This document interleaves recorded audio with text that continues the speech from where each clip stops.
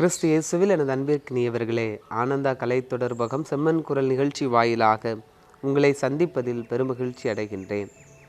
பொதுக்காலம் 11ஆம் ஞாயிறாகிய இன்று இன்றைய நற்செய்தி வாசகம் இயேசு நம்மீது கொண்டுள்ள மேலான அந்த அன்பை சுட்டி காட்டுவதாக அமைகின்றது.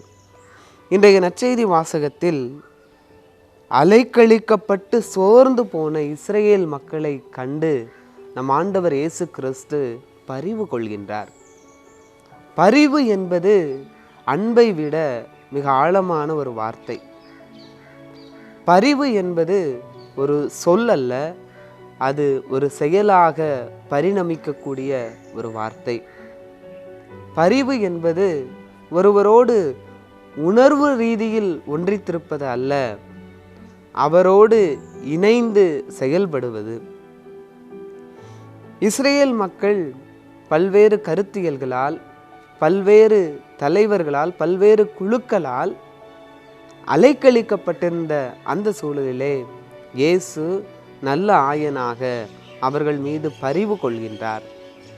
இன்று நாமும் பல்வேறு காரணிகளால் ஒவ்வொரு நாளும் அலைக்கழிக்கப்பட்டு கொண்டிருக்கின்றோம்.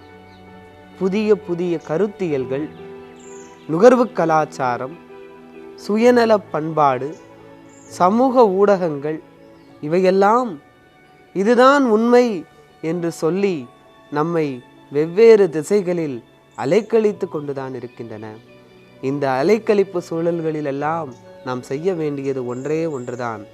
நம் ஆண்டவர் இயேசுவின் பரிவுள்ள அந்த முகம் நம்மீது படும்படியாக நாம் அவரது அருகில் செல்ல வேண்டும்.